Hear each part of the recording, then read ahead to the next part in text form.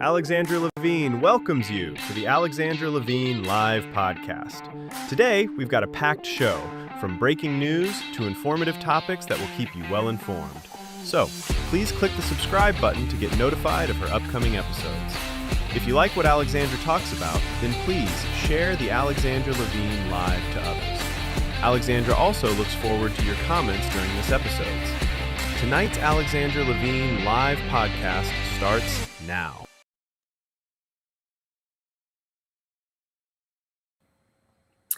Well, hello, everyone. Hello. This is Alexandra Levine live with the America's Pulse Network. You are all in tonight with me, Alexandra Levine.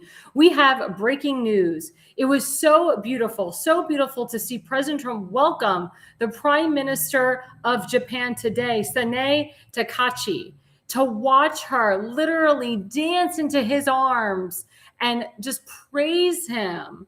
And it was so funny, the fake news media was in the Oval Office with them today, and this ridiculous reporter, said to President Trump, why didn't you let the Prime Minister of Japan know what you were going to do, before you went into Iran? So he answers back, he says, did we know what was going on Pearl Harbor? Did they let us know what was going to happen at Pearl Harbor? No. It was a phenomenal response, a quick and witty response, because as you know, President Trump is a master chess player. He's smart, he's quick, he's sharp on his feet, and he knew how to answer that ridiculous reporter and his stupid question. And there's a lot of stupid questions that are asked in the Oval Office as I've been present and witnessed them. But also tonight, the president is hosting a beautiful dinner with the Prime Minister of Japan, praising her. She's praising his son, Barron Trump. She's saying that he may be a president one day. I mean, these are some really beautiful things to see. Foreign leaders coming and praising the commander-in-chief. As you know, I had the opportunity to interview the Deputy Secretary of State of Hungary, Marton Ugrozdi, who works directly under Viktor Orban, Prime Minister Viktor Orban, and couldn't say more than enough good things about President Trump. We're starting to see foreign leaders praise President Trump. Prime Minister Netanyahu praised him today again. This is a good thing. What we want, though, is to see Congress, politicians, governors, doesn't matter if you're Republican or Democrat or independent, praise the President of the United States, support President Trump. It's really sad that he has more support overseas than he does in this country. And even some hardcore conservatives, we call them the alt-right, the ones that say they're America first and they're the reason why President Trump won. They're all turning on President Trump. They're all saying that he's not America first and he's not the person that we voted for in 2016 and 2020 and 2024. Well, they're all turncoats. Again, it's all about loyalty. We are seeing now the difference between loyalty overseas, loyalty in America. Who's really loyal? Who's really going to be there at the end of the day? To protect our country and to protect President Trump. And again, it's so beautiful to see the Prime Minister of Japan deeply humble and deeply praising and embracing President Trump today. And like I said, breaking news, this is the first slide with Prime Minister Netanyahu of Israel. So he fires back again at what the fake news media has been saying. Again, this is the alt-right conservatives, the Nick Fuentes, the Candace Owens, the Tucker Carlsons, the Megyn Kellys of the world, and all these other idiots, as well as Democrat socialists, that have basically blamed, and Joe Kent too, which we'll get into in a minute, that have basically blamed Israel for this war and saying that Israel is the reason why President Trump is in the war, that Israel is telling President Trump what to do. Well, Prime Minister Netanyahu, he fired right back and he said, there's no way I've been manipulating President Trump into the Iran war. It is complete fake news. He says, quote unquote, does anyone really think that someone can tell President Trump what to do? Come on.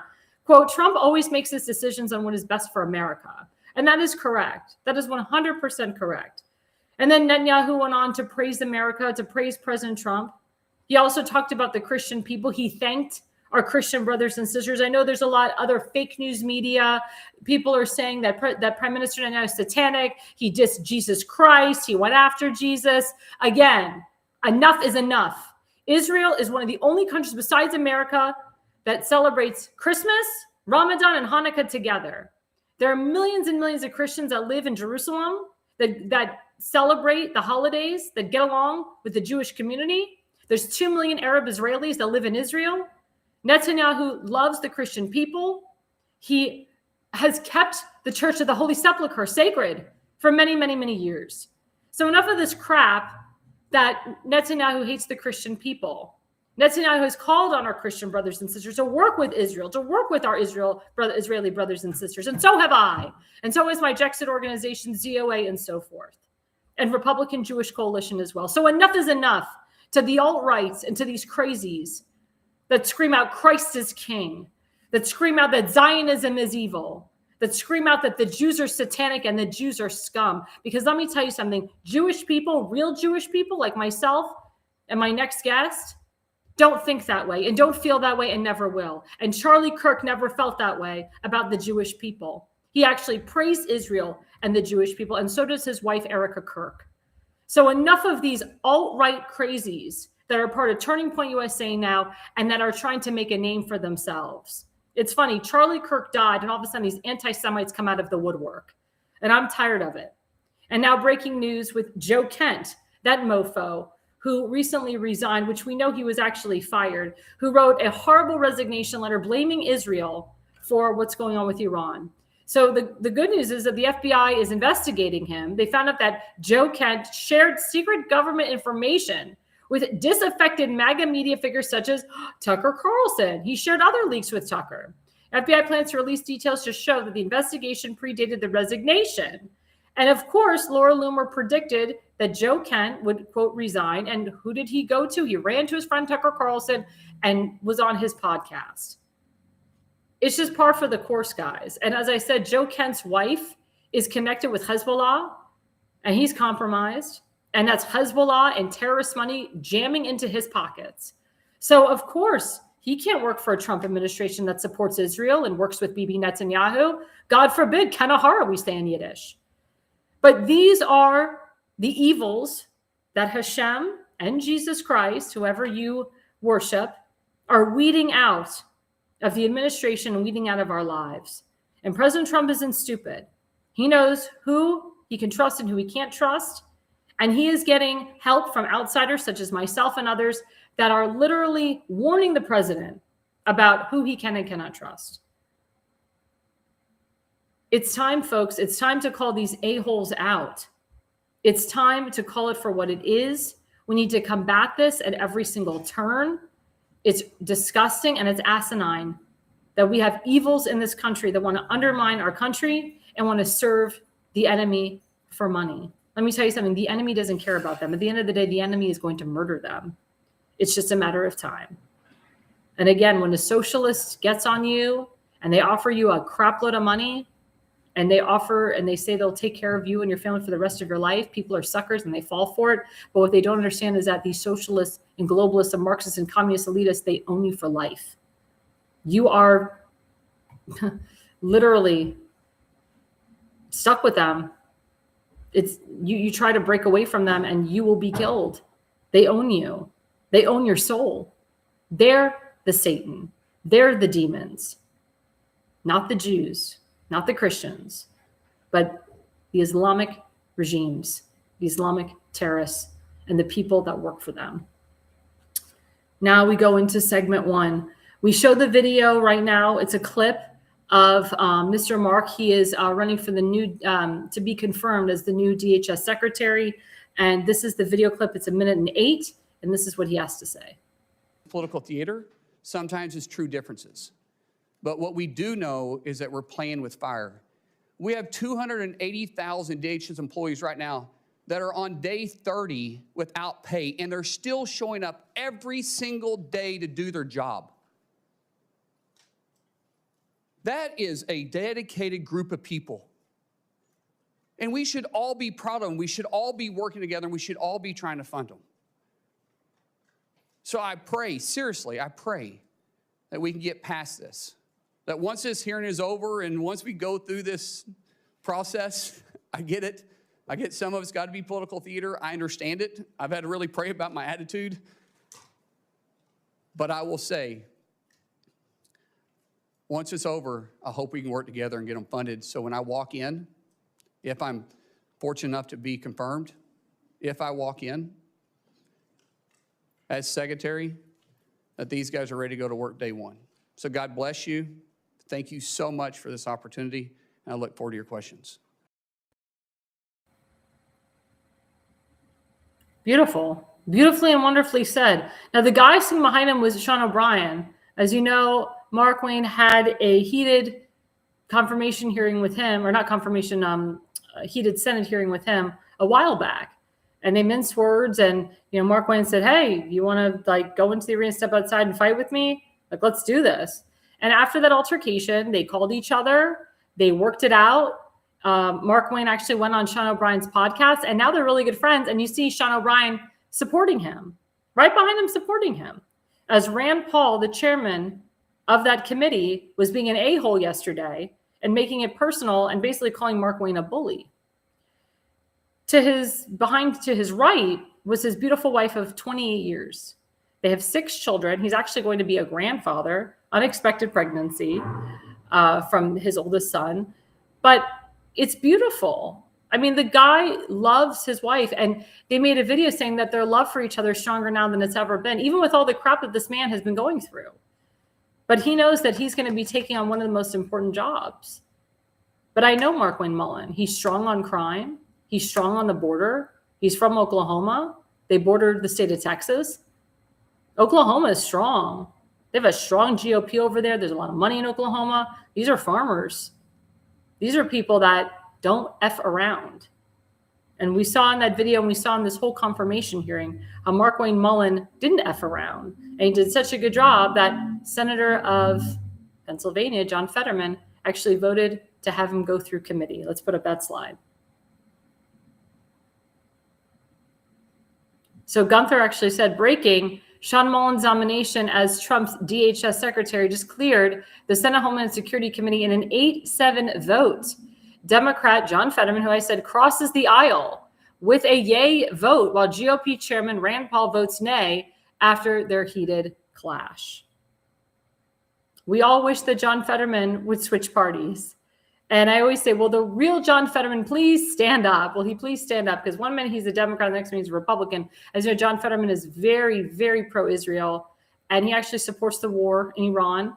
He believes that we should protect our Jewish and Christian brothers and sisters, and he always prayed for the hostages, always wanted the hostages back. And he actually went to Israel. He's been to Israel many times and met with Mike Huckabee and met with Bibi Netanyahu and Isaac Herzog. And Bibi Netanyahu will he'll always invite him over and always appreciates him coming over and appreciates his support.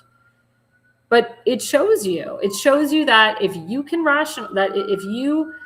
cross the aisle and you can, what they say, make it your Republican Party, as my friend Tim Fazenbaker said, quote unquote, you have to cross the aisle. You have to talk to the opposition. You can make peace. You can find some kind of a mutual agreement.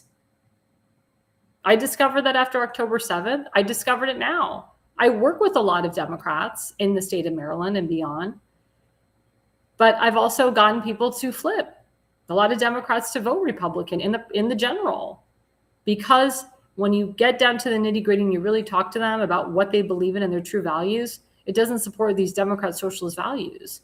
And you talk about moderate Democrat, where is a moderate Democrat? Where are they? They're called dinos, Democrat in name only. But there really isn't moderate Democrats anymore. You're either liberal, hardcore Democrat, socialist, libertarian, independent. And then with Republican, you're either alt-right or just conservative. There's really no Republican Democrat Party anymore. There's all these little labels in between. Or you're a Gen Z or Gen X or whatever. But it's really important, guys, to understand.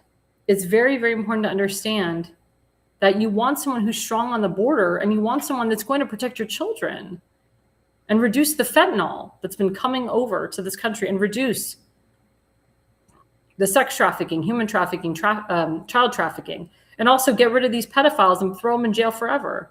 The pedophile business is $1 billion business between Mexico and the United States. It's huge. And I know that Mark Wayne Mullen wants to get to the bottom of it and work with Thomas Homan and work with the ICE director, Lyons,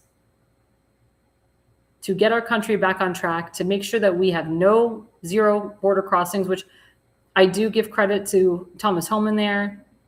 If you want to give some credit, Kristi Noem, you can, but I wholeheartedly give it to Thomas Homan. He's a badass. Love the guy. He actually does the job. And to Greg Abbott as well for making sure that there are 0 border crossings.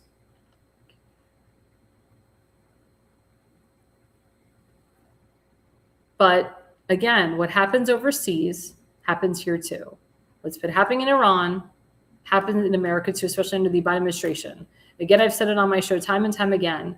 We've had illegals from Syria, from Iran, from Iraq, from Afghanistan, from Lebanon that have crept into our country. They've crept into Texas, they've crept into Virginia, into Maryland, into all liberal states mostly.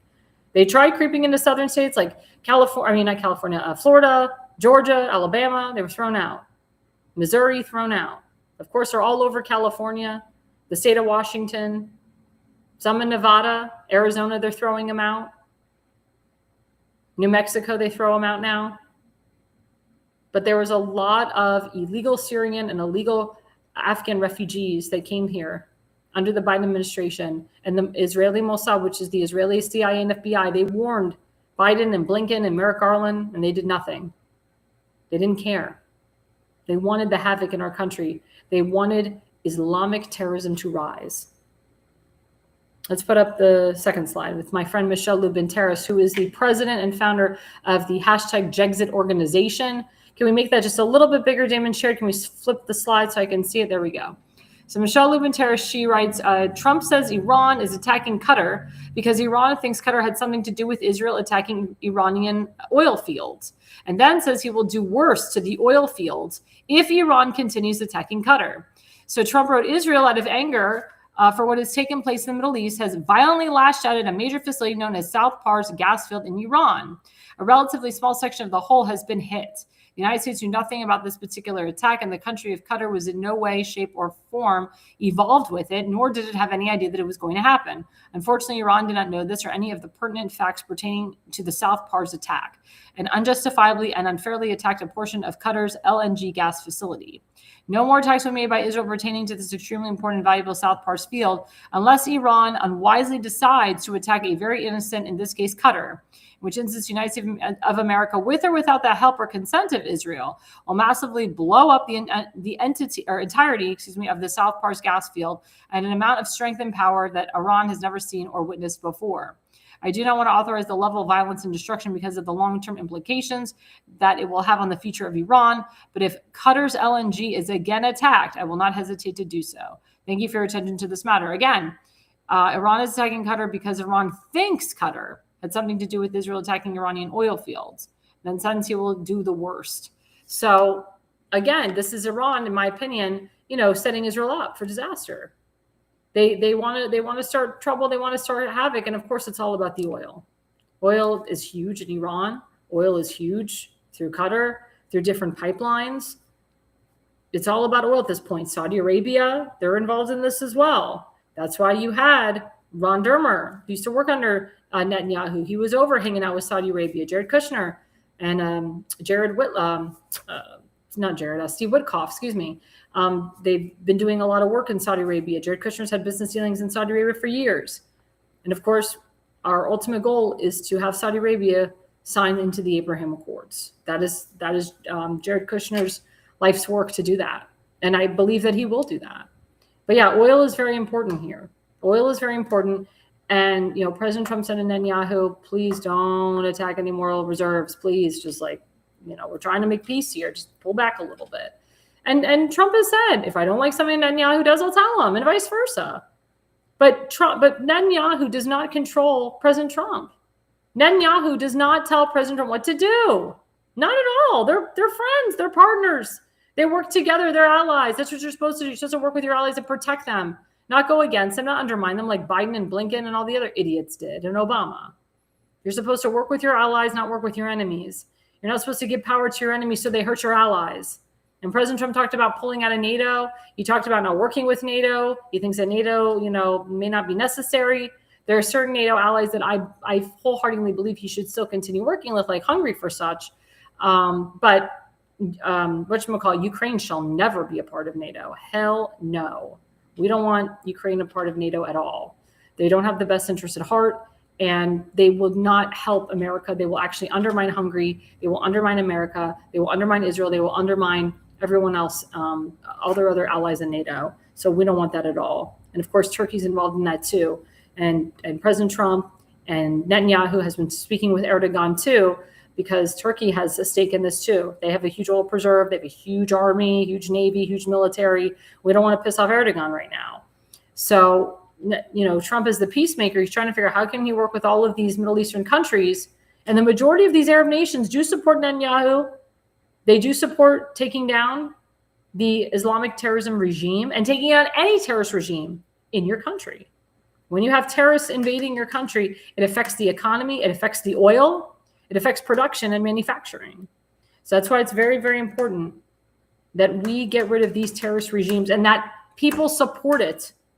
A lot of young Americans, they don't understand it. They're reading too much into the propaganda. Jews are not the devil here. And Netanyahu would never call Jesus Christ the devil. Jesus Christ was a Jew. He was born in Israel. He died in Israel. He was circumcised. He was bar mitzvahed. That's what people need to understand here. So that's great that you say Christ is king, but do you realize that you're supporting a Jewish man, a Zionist? Jesus Christ was a Zionist. So when you attack Zionists, you're attacking your friend Jesus. You really are. Candace Owens, Tucker Carlson, all these other idiots, Josiah Cox, and many others. You don't know what the hell you are talking about, what you're saying. Pick up a book and read it. Go to a synagogue. Go to a real church, not a church that spews out propaganda. Or maybe go to a mosque and see what they say. Why don't you read the Quran? See what they say. Read a man called Maimonides. Maimonides was one of the best philosophers of our time. Smart, brilliant man. But pick up the Torah. Read about a man named Moshe Rabbeinu, who's Moses. The 5 books of Moses. Every day, Moshe Rabbeinu is in our lives. Every day, Moshe Rabbeinu, our teacher. Rabbi in Hebrew means teacher. Every day we are being taught. We are being taught to love, to cherish, to honor, and respect, not to judge. That's why my segment is called Judgment Day. In segment 3, I will be talking about how it's not good to judge people for certain customs that they like to do or not to do. But as long as they practice their religion and as long as they have religion in their hearts, that's all you need. You don't have to be the most religious person in the world. And you don't have to be holier than thou to walk beside Hashem or Jesus in the kingdom of heaven. And that's the truth. You can practice your religion any way that you want, but the point is, and it says in the Torah, you do not judge. And of course, President Trump loves our Christian brothers and sisters. And on May 17th, let's put this up, he's having a national prayer event to rededicate America under God on May 17th, 2026. Mark your calendar, and we will cover that. Donald Trump announces a national prayer event to rededicate America under God on May 17th, 2026. Again, whatever God you worship, whether it's Allah, whether it's Hashem, Jesus Christ, whoever you worship, I think it's beautiful. I think it's wonderful. Again, I encourage Christian brothers and sisters to work with the Jewish community. We are approaching Passover coming up April 1st. It is tradition for a non-Jew to celebrate Passover at a Jewish table. My mother invited non-Jews to her Passover Seder for years. It was beautiful to see the stories, to hear the stories, to incorporate non-Jews into the Seder. I've gone to Easter with my Christian friends. I've celebrated Christmas with them. I've sung Christmas carols. We're not proselytizing. They're not proselytizing. We're coming together. 2 religions as one. I think it's a beautiful thing. Do not ostracize yourself. Get to know Jewish people. I can tell you, I invite non-Jews to come to Shabbat service all the time. I do. Because I want them to feel welcome. I don't want them to feel that we're pushing them aside. I want them to feel welcome. It's very important. I mean, when I say random people, like I'm talking about strangers at a department store. like women that help me like with my shoes or my clothes, even hairdressers. I invite them to my synagogue. I'm like, hey, you know, the shoes that I just bought from you, I'm going to be wearing them Saturday morning. You want to come to services? They're like, sure. Yes, it's in Hebrew, but there's also English translations because we all read from the same Bible, the Old Testament. Majority of us do.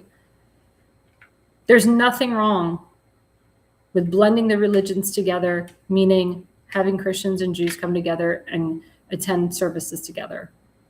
Again, if you're Jewish, invite a non-Jew to your Passover Seder. It's April 1st is the first night of Passover. April 2nd is also the first two Seders are very important. Invite a non-Jew. It's tradition. And you'll feel better for doing it. You'll be making what they call a mitzvah, which is a good deed. Well, before we go on our break, we have our sponsor, rncstore.com/ALL. You want to use these supplements before Passover and also after Passover. It's Richardson Nutritional Center. It's 10% off discount. Use the QR code right there, ALL. If you don't put ALL, you don't get the 10% off. This will help with your immune system. If you have cancer, it reduces cancer. If you have pre-cancer, it reduces the cancer. If you have cancer in your family, I advise you to take this now. I've lost a tremendous amount of weight. I have a lot of energy after I take these supplements. It is a phenomenal way to help yourself. So please go to rncstore.com/ALL. Click on the discount code, put an ALL. If you don't put an ALL, you don't get the discount. And of course, the more you spend, the more you get off. I know he always has discounts for Easter, for Passover, for different holidays. So please, guys, go to rncstore.com/ALL. Coming after the break, we have an exclusive interview with a candidate running for Frederick County School Board in the state of Maryland, my good friend Sam Rosenbloom. He will be with us right after the break. Stay tuned. More coming up on Alexandra Levine Live.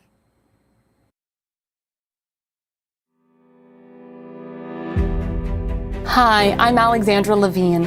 I'm a professional opera singer, actress, TV, and radio personality. Since 2015, I've been a volunteer, a field director, and a campaign manager, learning the ins and outs of the political world. That's why I became a political consultant.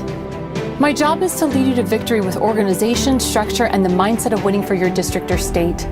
With my guidance and direction, I can keep you focused on the things that matter to the people and advise you on key issues that need to be addressed. If you're a serious candidate that is serious about winning, then book a consultation with me today. Go to levineconsulting.co. You'll be happy you did.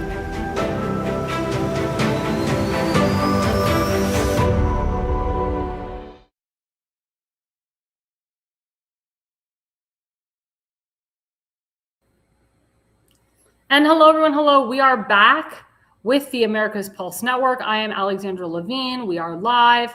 And we have the pleasure of having an exclusive interview with my good friend, Sam Rosenbloom. He's a candidate for Frederick County School Board. He's Jewish. He's an awesome human being. We have done a lot of rallies in support of Israel, also rallies to bring the hostages back. He is a fighter. He is a freedom of speech activist. We love him, and I'm so happy that he has stepped it up to do this. And he's been working with our really good friend, Colt Black, who is part of the Frederick County School Board, who we all helped get elected. And we just love Sam, and I really appreciate him coming on. Thank you for coming on to our network, Sam. It's wonderful to be here. Thank you so much. And I love your dog. What's your dog's name? This is Shayna. Hi, Shayna. So cute. Oh, my God. I love it. Shayna Razel. Oh, I like it. My Hebrew name is A.L.L, Razel, so I love it. So, Sam, you're running for school board. What compelled you to do this? Well, I first started going to the school board meetings. It was more to exercise my First Amendment rights and so forth. I realized the more that I went, the more that I attended, the more that I saw the things people were talking about and the total distractions that people were getting involved in, that the people were essentially not particularly qualified, in my opinion. And you know, as you know, sometimes the people that are better at politics, at talking out of both sides of their mouth, those are the kind of people that get elected for, you know, but it's not without qualifications. There's nothing more important nothing more sacred than educating children. And you would think the best people would be, you know, pushed forward to be on the board, but that just does not seem to be the case. Now, you've been seeing a lot of ridicule from our friend Colt Black. And all he's doing is expressing his freedom of speech, but he wears a kippah every school board meeting. And he's not saying anything that's controversial, but the Democrats and some parents want to make it controversial for him. As someone who is Jewish, what say you about that? How do you feel about that? Well, anyone who's lived long enough, everyone has issues at some point in their life. And I think that he's been unfairly attacked, and it's just sort of an attack of opportunity. There's an opportunity, let's go attack him. And to me, it's not even a thinly veiled, kind of thing. It's just a direct kind of attack on him because he wears a kippah to the meetings. And definitely, to me, that's exactly the issue. More like people are attacking him because they see the opportunity. And really, it's such a low, standard. I see it at all the meetings with a lot of other different issues, not just that. I agree with you. And I've been watching a lot of these Frederick County School Board meetings, and I hear the parents, yearning for, just some type of different curriculum to happen, especially in the state of Maryland. They push the CRT and the transgender or the gender identity curriculum. As the next school board member, what is your mission to change the curriculum and make it so it's about education and not about made up stuff? Well, it's such a big distraction. At best, the gender issue, it affects maybe significantly less than 1% of the population, yet kind of, usurps a tremendous amount of the air that's in the room. And to me, unless it's a safety issue, to me, it's not even an educational issue. Whether men or a 6-foot boy can play on the women's wrestling team or something like that. It's just absurd. I agree with you on that. One of the biggest things that we talked about before coming on is your passion for technology and your passion to bring back manufacturing jobs. It also teaches the kids more about manufacturing and business. Can you elaborate on that for our audience? Well, the current administration, they say they want to, restart the supply chain. And sometimes that has to do with a lot of sophisticated things and, high technology or, the computer chips that go into cars and things like that. But, for a lot of people, you go to school, especially at the high school level, and they don't see anything being manufactured. It could be something as mundane as a shirt, and I read an article in the Washington Post some years ago about a person that wanted to, make a shirt in the United States for a golf club. So when you go and you play golf, you want one with a little, symbol of the club, and they're willing to pay a high price because it's a special gift, from your golf club and so forth. And the person said, it's $100 in labor, and they couldn't manufacture a shirt in the United States. And here we're the country that invented sewing machines and everything. And it's true. Maybe the labor costs are half in different countries, and you don't have to pay Social Security and everything. There should be a challenge. Children should be introduced to technology. They should be able to see things being made. It could be very simple things. It doesn't have to be, a computer chip. But sometimes when you see things being manufactured, I was fortunate when I was in college. I got to see a nuclear power plant while it was being constructed. And then I decided to go back to school and get a degree in nuclear engineering. But if you were fortunate enough to be able to see manufacturing, like at the high school level, that might inspire people. And we see that sometimes when it comes to certain metrics like reading and math, and we're 37% proficient in this and that, it's all a lot of, like, to me, it just represents a lot of fake metrics that people that are kind of involved in the outcome are the people that represent it. But when it comes to manufacturing, if you could inspire, 1 out of 10,000 students, that would be success. If you could, figure how many millions of students there are in the United States, and you could produce 1 or 2 extra Steve Jobs or Michael Dell or that. I mean, these people, Bill Gates, one of the things they all have in common is they didn't finish college. They were completely inspired and had their mind going and entrepreneurial spirit going while they were in high school. I'm glad that you brought that up, because President Trump has been very vocal on pushing vocational schools for kids that don't want to go to college. And we're finding out that a lot of kids that do graduate from vocational schools, they go on to become very successful. they end up owning their own engineering firms or their plumbing companies, and they tend to actually make more money than doctors and lawyers.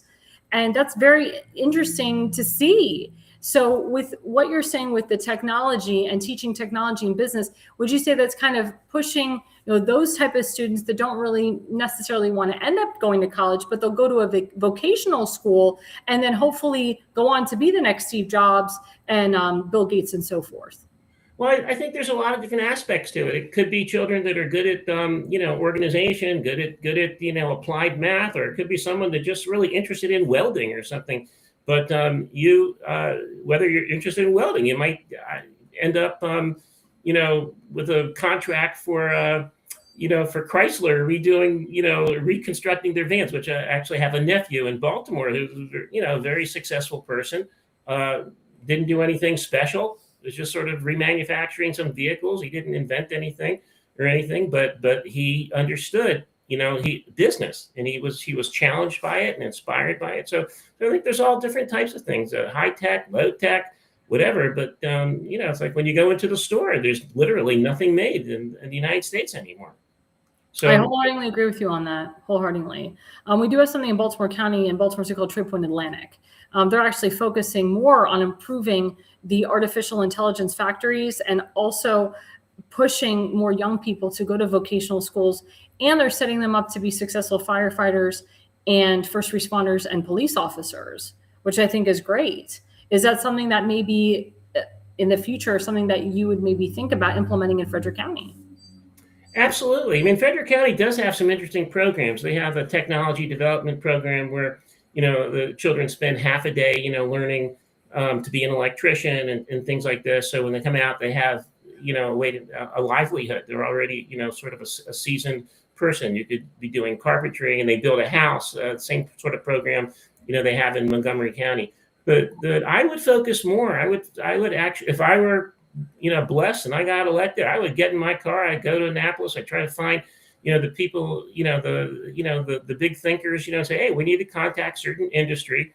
And, the industry in different countries, especially in Germany, they have an interesting system where they pair students with industry. So by the time they're finished with their education, then they know the industry, just like how we, will train someone in high school to be an electrician, then they understand that. But we don't really focus on technology, on manufacturing, and manufacturing is a special thing. And it's like when you see 1,000-piece puzzle and you open up that box and dump it out, it looks overwhelming, right? Especially if it's a big picture of M&Ms or something, right?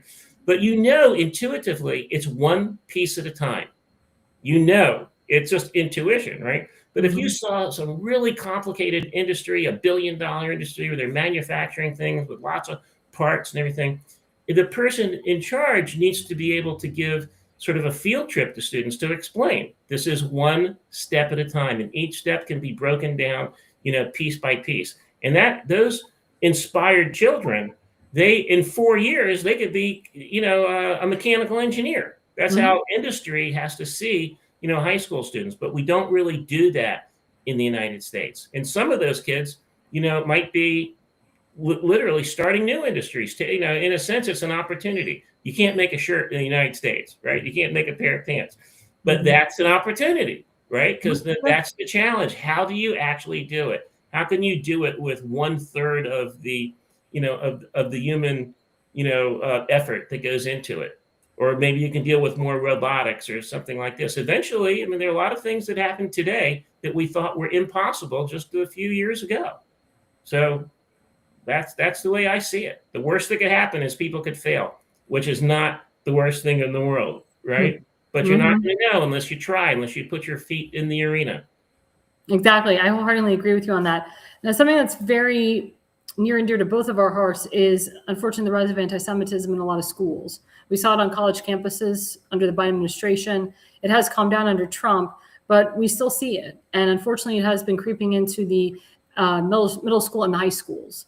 Right. As the next school board member, what is your mission to combat the anti-Semitism?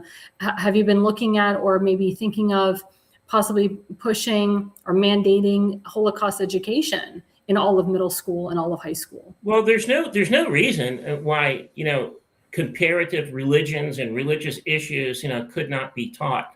How many wars have been fought in the name of, religion? How many people have been killed?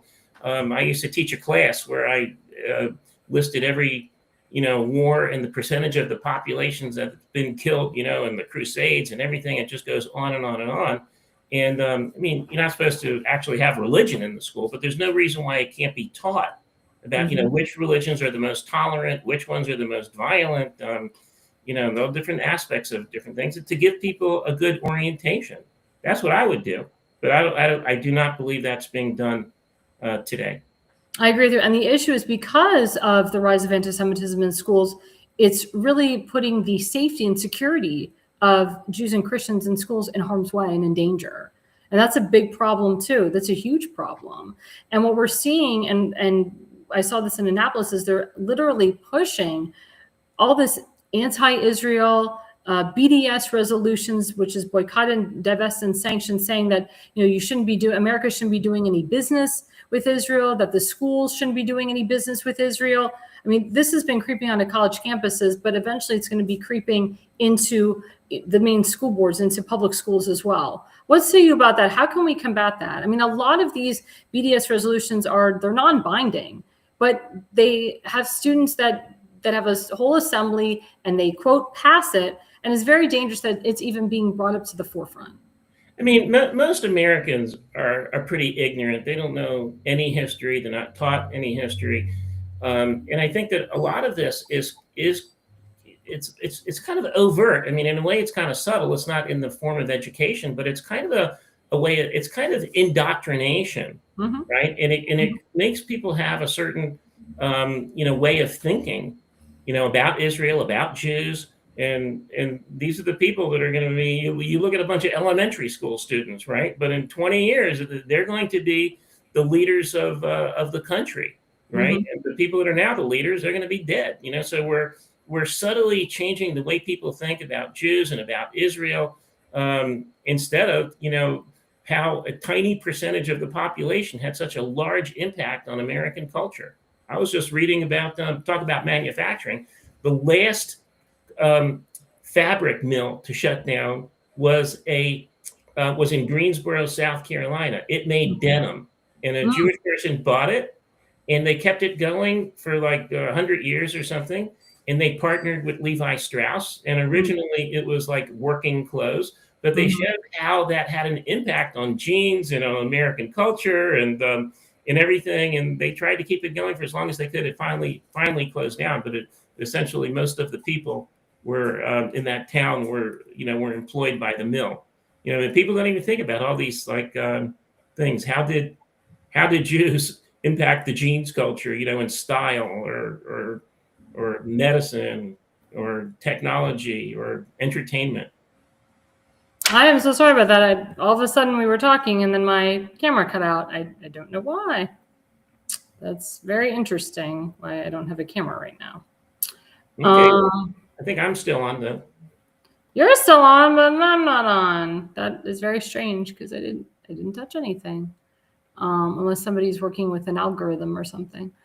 Interesting. I'll have to, we're just going to keep going. So I don't know why. Sharon, producer? I don't know what happened here. But anyway, so my final question to you is, Frederick County, as you know, is becoming, it's a purple district, but unfortunately it's been leaning blue the last few years. But what's interesting is even though it was leaning blue, we flipped 2 conservatives on the school board. We got Cole Black in there and Jamie Brenn, which is amazing.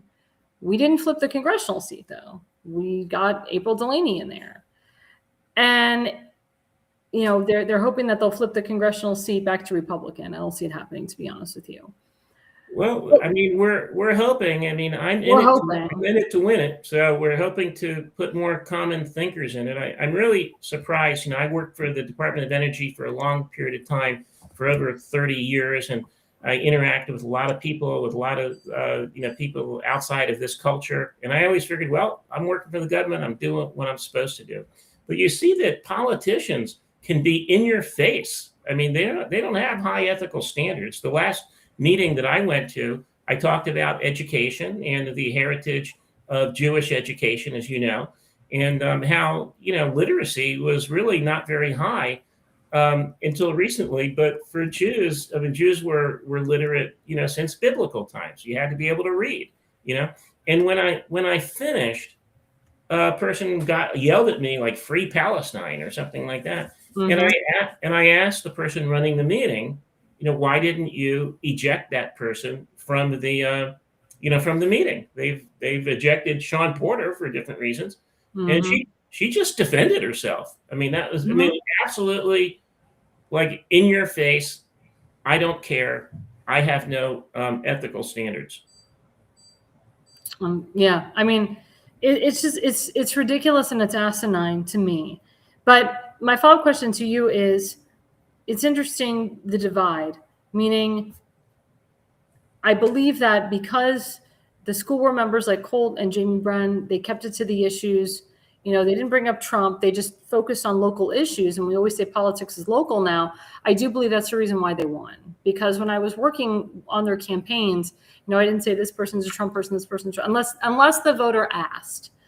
And people were like, well, do they support this? Do they support that? And I said, well, Colt supports this, Jamie Brenn supports that, and so forth. And because they supported certain things that the voters supported, that's why they voted for them. Yeah. And to my mind, that's really important. I align pretty closely with Colt, but at the same time, I did not decide to run because I knew all the answers to all of the issues. The budget and all this is very, very complicated.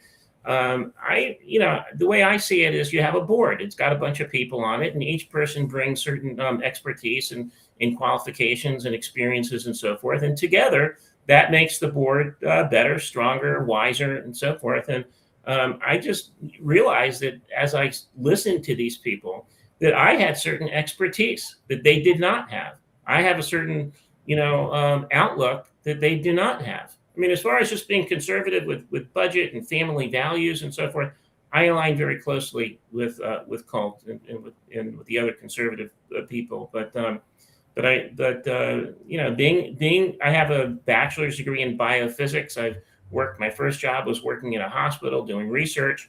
I worked for the Department of Defense, and I saw, I worked on the last underground nuclear tests. I saw all kind of crazy technology. I worked for the Department of Navy. I saw, the aircraft carrier called the Roosevelt being put together from the very beginning to the very end, and seeing that sort of thing was just amazing. And I got to work for the Department of Energy and all sorts of, fantastic, highly complex, industries and so forth. And I realized this is what we need. I mean, we don't need all those industries, but we need people that have experience with industry and with technology and so forth to try to get the country back on the right path. Do you remember when Trump ran for the first time? He went to, I think, a company called Carrier, and he tried to convince them to stop, not to move to Mexico.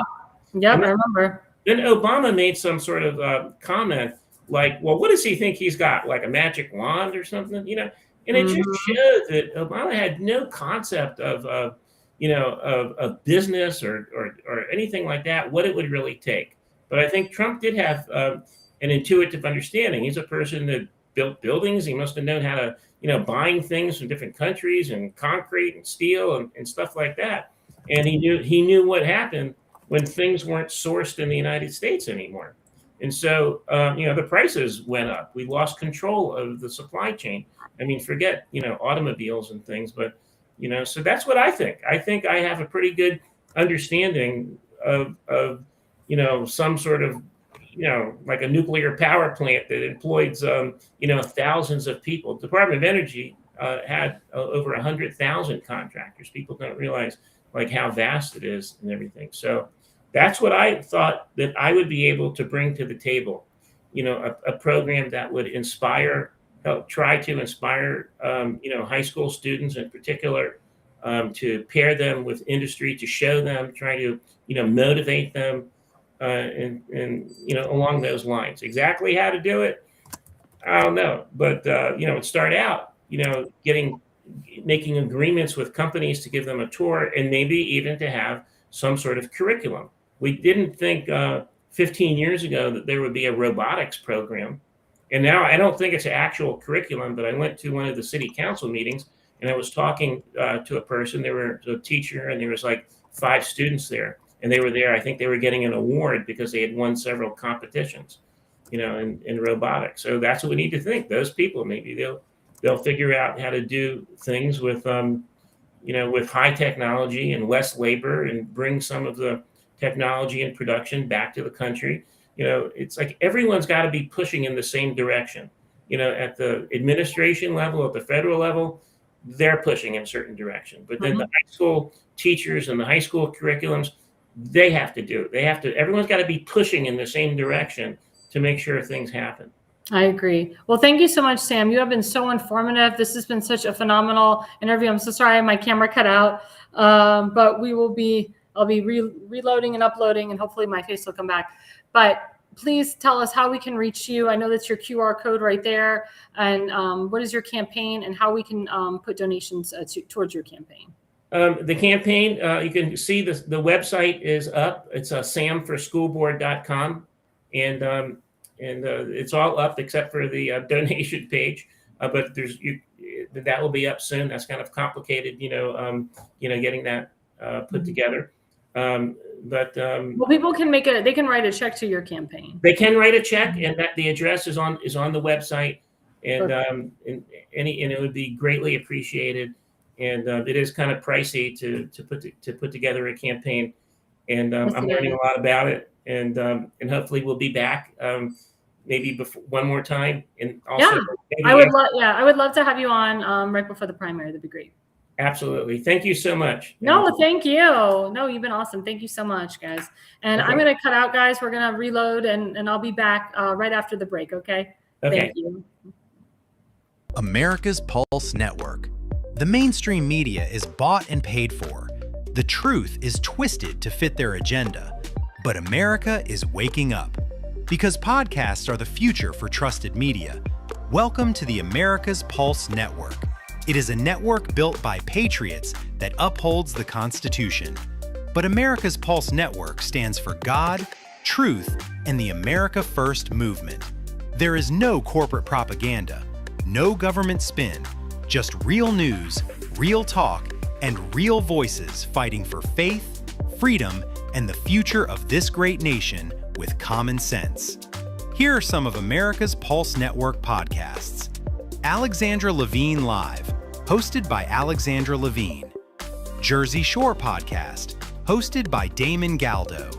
The Conservative Corner, hosted by Seth Eisenberg. The New Jersey State House Watch, hosted by Jack Brangen and Constance Detzel. APN's The Pulse is moderated by either Alexandra, Damon, Elena, or Seth. Also tune into America's Pulse Network on the following social media platforms: X, Rumble, Truth Social, Parler, Facebook, YouTube, and Spotify. Join the revolution, because the pulse of America beats for God and country. America's Pulse Network is for faith, family, freedom, and truth.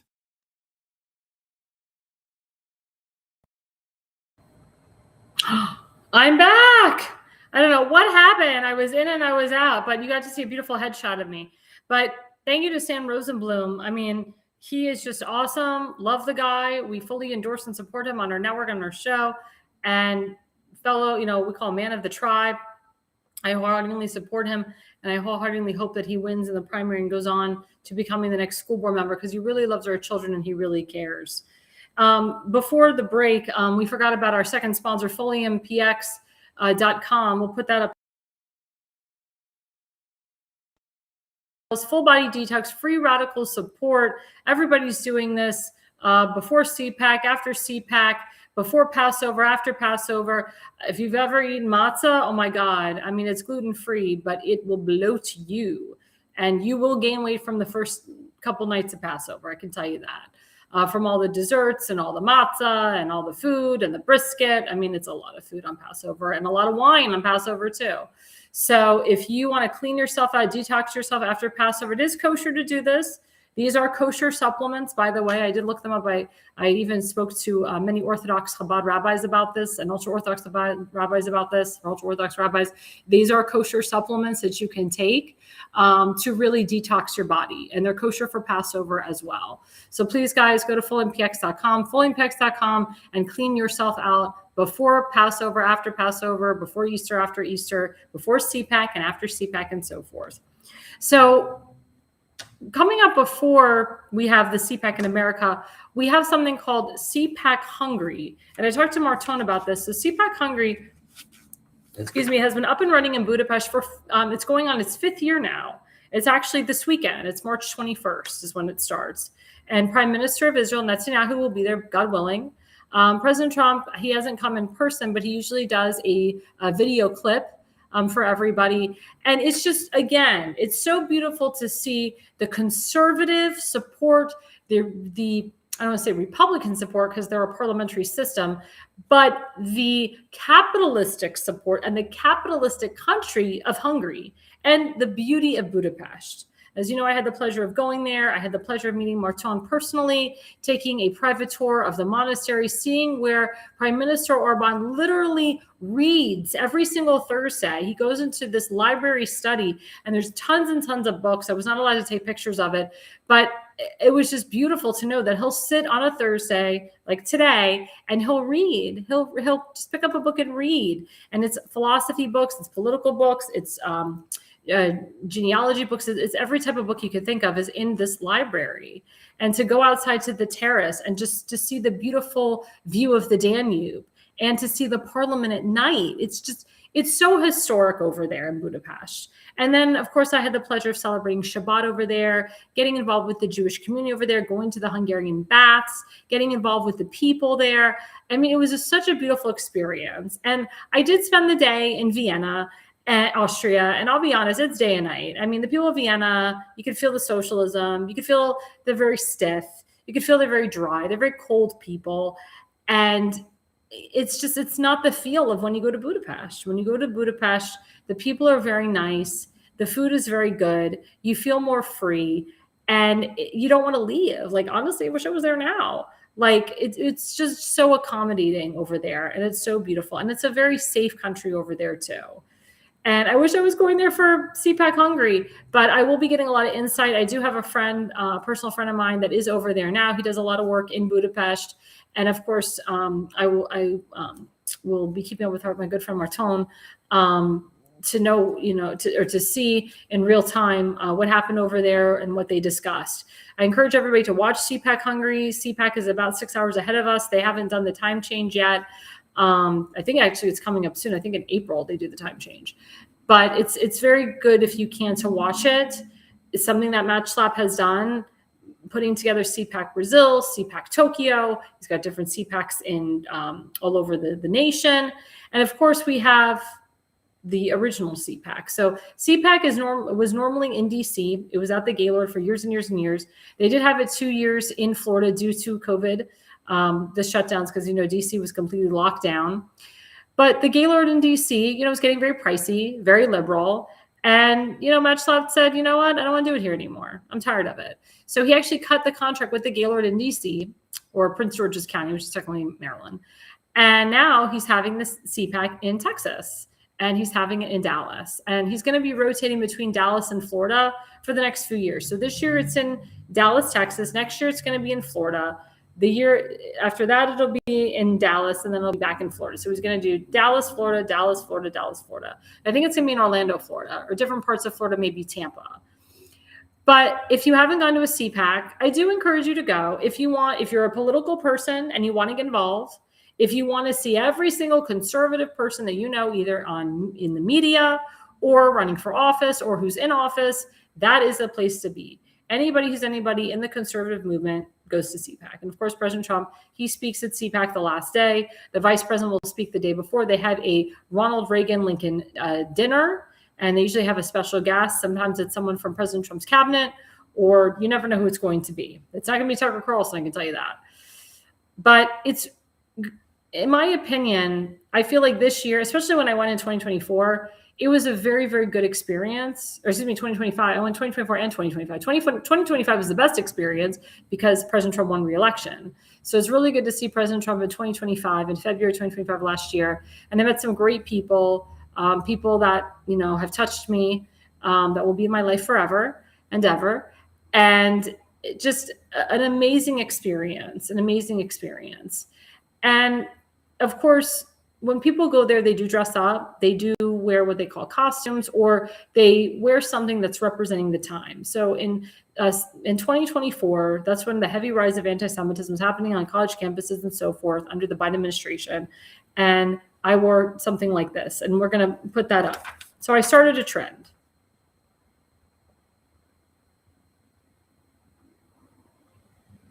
Nope. Not yet. Yep, there we go. So if you see, so that's actually one of the dresses. That's the main theme of my show. But if you see, I'm wearing the Israeli flag dress. Now, this dress was custom made for me. I actually already had the dress. I had an Orthodox Jewish lady in Baltimore County. She personally sewed the Israeli flag on the bottom of my dress. Next to me is a very famous singer. She's a country singer. Her name is Natalie. She sings Trump Won and You Know It. She's very popular. And that's her dress that she had custom made, Trump Won and You Know It. And I wear American flags too, you know, when I go to CPAC. But this year was special because it was, you know, combating anti-Semitism and so forth. I had the pleasure, God willing, I lost more weight and I got to fit into that dress again. And I wore that dress in 2025. So I started that trend in 2024 and in 2025. Now we see in 2026 with Gail Gadot, who's Israeli, and Sarah Silverman, who's Jewish, they're wearing Israeli flag dresses. Interesting. And Gail Gadot has become more pro-Israel. Sarah Silverman's a little bit liberal, but again, when it comes to Israel and the Jewish people, actors and actresses, liberal or not, they do step it up. A lot of liberal actors and actresses have stepped it up and have gone to Israel and supported Israel, and they don't like what's going on over there with the Free Palestine crap and from the river to the sea and whatever. But this is so beautiful to see that my trend that started kind of like, you know, is becoming a trend in Hollywood, because in Hollywood, they don't even allow, they wouldn't even allow Gail Gadot to wear her yellow pin supporting the hostages. They said it was too controversial. It was too political. Yet at the Golden Globes and the Oscars, you have Javier Bardem, an anti-Semite, screaming Free Palestine. He goes, end the war, Free Palestine. Oxymoron. And then they're all wearing F-ICE pins, or, you know, screw ICE, and they're wearing Palestinian flags on their lapels. So they don't know what the hell is going on. So again, this issue with Israel should not be political. It should be a bipartisan issue. It shouldn't even be a partisan issue. It should be nonpartisan. Again, we need to support our biggest ally, Israel. But, you know, I put that up there recently on Facebook, and some people gave me crap and said, why don't you wear an American flag on your dress? Why are you wearing an Israeli flag? America first, America first. Let me tell you something. It is not, I am not pledging allegiance to a foreign nation by wearing an Israeli flag. I'm not anti-America because I'm wearing an Israeli flag across my body. What I'm doing there is I am showing my support for my religion. What I'm doing there is I'm supporting the Jewish people and the American Jews that live in Israel, that have dual citizenship. And as you see, I have a Trump purse in my hand.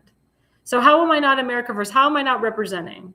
Also down below, you see in the little thing in between, not only am I wearing the Israeli flag dress, I was in 2024, but I held the American flag up high because I hold the country that I was born, I hold that flag up high as I wear the Israeli flag down below. So the country I was born in, I hold up high. The other country that I support, I hold down below. And when I do rallies for Israel in America, I always put up the American flag first and the Israeli flag down. When I sing at political events, I sing two national anthems. I sing the American anthem and I sing the Israeli national anthem because it is requested. Which anthem do you think I sing first? I sing the American, the Star Spangled Banner first, out of respect to the country that I was born in, and then I sing the Israeli national anthem second. I would never do the other way around. And I sing many patriotic songs, such as God Bless America, America the Beautiful, and so forth. But my question to my audience is it more politically correct to call yourself an American Jew or a Jewish American? A lot of people call themselves a Jewish American because we were born Jewish. Our religion comes first, and then second is the country you were born in. When you are born in the woman's womb, your mother determines what your religion is. Your father determines the sex. In Judaism, it's the mother who determines the religion. So in the Jewish womb, you are Jewish. And then when you are born, whether you're born in America, Mexico, Israel, that defines if you are a Jewish American, a Jewish Mexican, a Jewish Spaniard. But Jews don't go around calling themselves a Jewish American. We just say we're all American.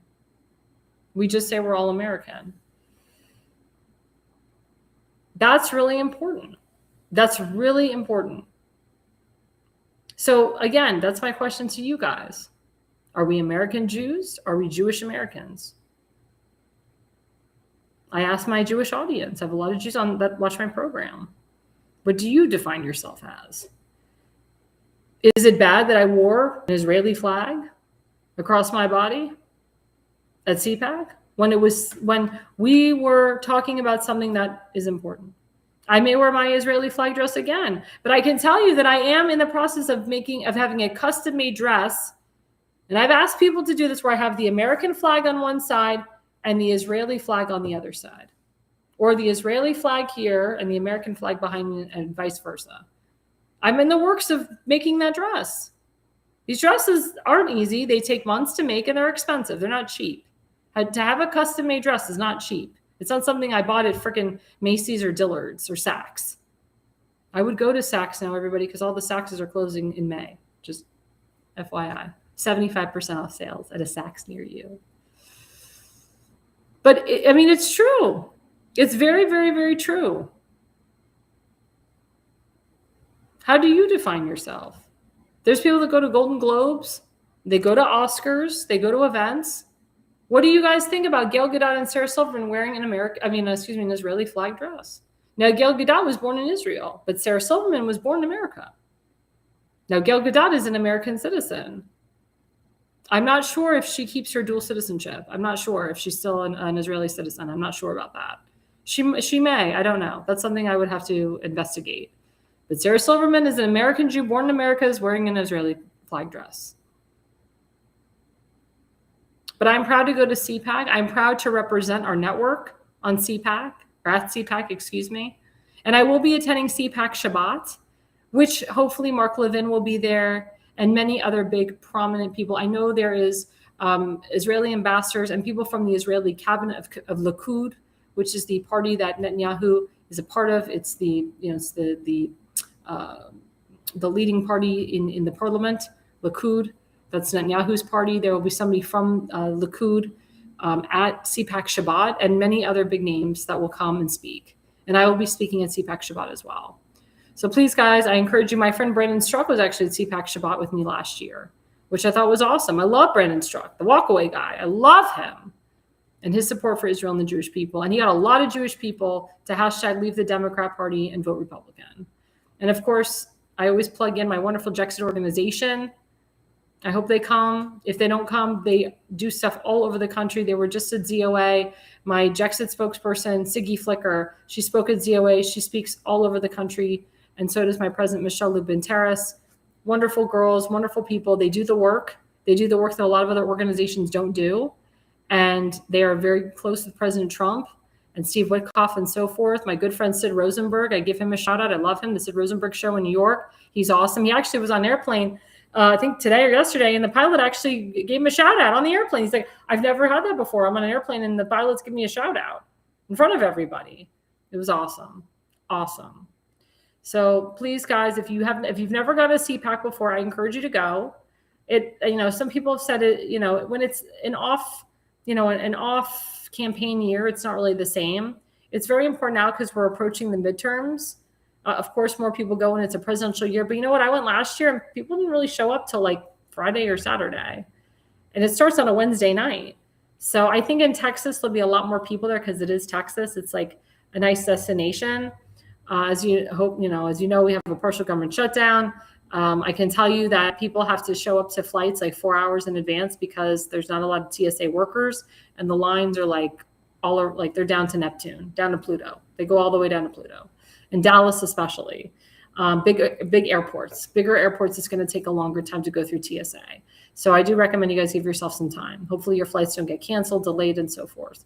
But again, if you've never been to a CPAC, I would go. If you're looking for love, if you're looking for a spouse, I would definitely encourage you to go, especially if you want to find someone that represents your values, your Judeo-Christian values, and so forth. Definitely.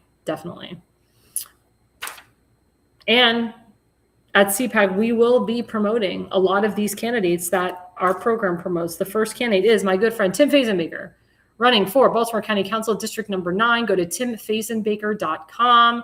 This man is getting thousands of donations. He's going to be doing a lot of great stuff. This man has been all over Baltimore County and outside. He is a doer. He's a fighter.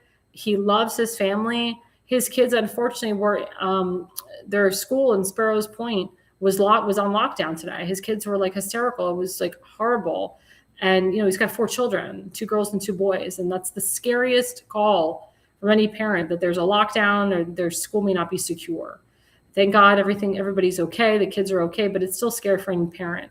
But that's what shows you how much he cares about his family and how now he puts his life on the line for his children. So please, guys, go to timfazenbaker.com, give him a donation today. The next one is Dan Eisenberg, as you know. Oh, well, I was going to put Dan Eisenberg second and then Kim. So Dan Eisenberg, we weren't able to put up it. We don't have a website, but you can go to Eyes of Hearts. So Eyes, EYES, and Hearts, HEARTS in your community, and write him a check. When his website comes up, we will put that up. The next QR code website is my good friend Kimberly Stansberry. She's running for Baltimore County Executive. Dan Eisenhart is running for State Senate District 6. He's primarying out the Rhino, and we fully and wholeheartedly support him. Kim Stansberry is running for Baltimore County Executive. She's the only woman that is running. If elected, she'll be the first ever duly elected woman Baltimore County Executive. That's history. And that means Republican and Democrat. They have a Democrat county executive who's a woman, but she wasn't elected. She was appointed. So this is history if she becomes the next county executive. But she basically is going to win the primary. The general, we need support. We need a lot of support, a lot of backing. She's going up against the guy's got $2 million in the bank. The guy's a total Democrat socialist, doesn't support ICE, doesn't combat anti-Semitism, supports illegals over the illegal criminals of Baltimore County. He's done nothing on the county council except give himself a pay raise. This guy is like awful. So we need real people in there, real people with a clean record. Her husband served our nation. He served in Vietnam. Awesome guy. We love him. We miss him. And we need to win this for her. She is just an amazing human being. And then the next person is my good friend, Marcel Sturbeck. Marcel Sturbeck is in a contested primary. He's running for Ohio Secretary of State against the Ohio Treasurer. He is going to have a huge fundraiser at Michael Caputo's house. And that's in Beechwood, Ohio. And everyone who watches my podcast is from Beechwood. They know how to get his information. I will be sending out that flyer privately because I don't want to put a person's address publicly on a nationwide and worldwide network, because that's how you get stalkers and that's how you get, really weird people coming to your home. So if you are interested in Marcel Sturbeck's fundraiser, I'm a co-host of that fundraiser. That's going to be March 26th. So that is during CPAC, but that is going to be in Beechwood, Ohio. And we love Marcel. He's awesome. He served our nation. He's married with kids. But if you are interested, please let me know. I'll send your information to Michael Caputo. He'll send you his address, and you can make a donation to Marcel Sturbeck right there. The next person is Julie Spivey Perry. My good friend, we will have her back on the network before her primary. She's running for Congress, District 10. This is a congressional seat that they do say can flip. As you know, Virginia has become all Democrat. They have a horrible governor, lieutenant governor, and attorney general. But the former attorney general is really fighting to get conservatives and pro-Trump people in office. So I wouldn't, I can't speak for on this. I wouldn't be surprised if she's working with the former attorney general here, Jason Maharis. But we need to get proper people in office, conservatives in Congress that really love President Trump and will push his agenda forward. And then, of course, we have our good friend Damon Galdo of the Jersey Shore. He's running for congressional seat, District 1 in New Jersey. He's already won his primary. We need him in the general. As you know, he works with Congressman Jeff Andrew and many other big names. And he's doing a huge fundraiser with Justin Murphy, who's running for U.S. Senate. I did have that flyer. It is on Facebook. I have shared it. And it's we need signatures. We need money for these men.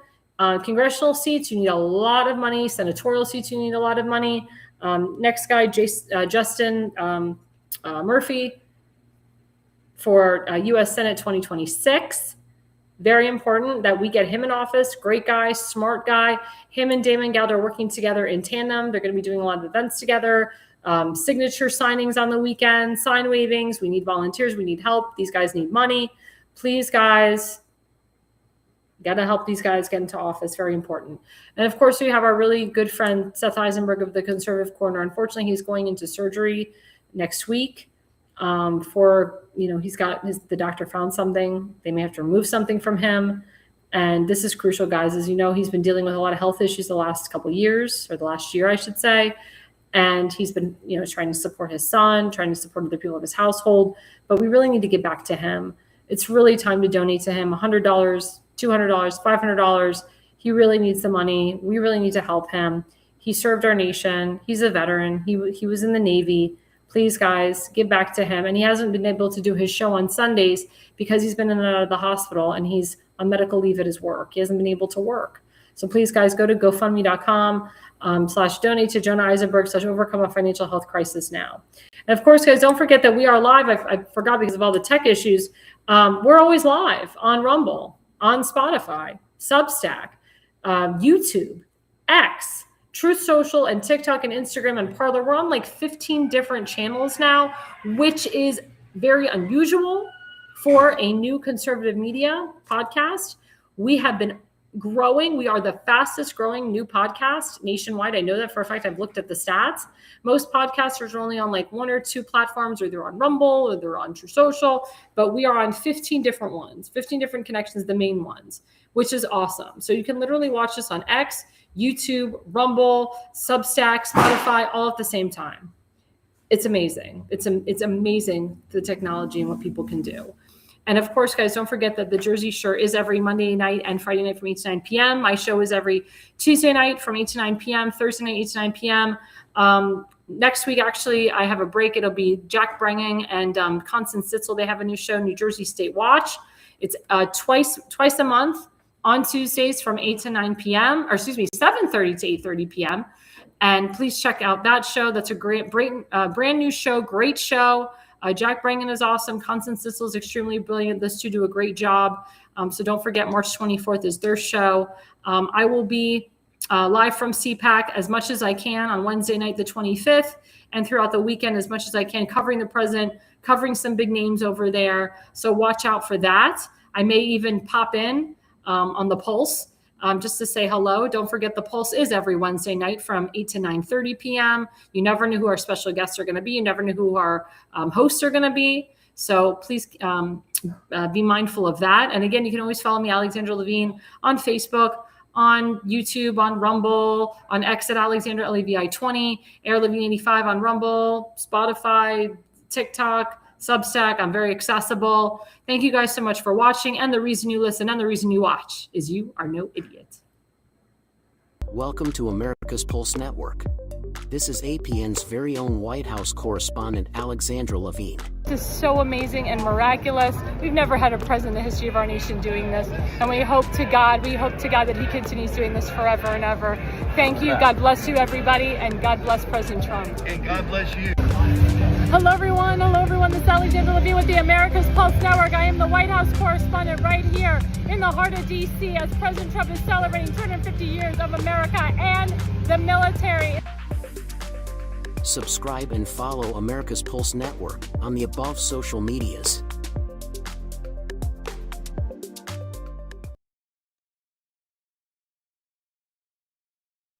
Alexandra, thanks you for watching tonight's Alexandra Levine live podcast. See you at the next packed show from breaking news to informative topics that will keep you informed. So please click the subscribe button to get notified for upcoming episodes. If you like what the Alexandra talks about, then share the Alexandra Levine Live podcast with others. Alexandra also looks forward to seeing you in the next upcoming episode.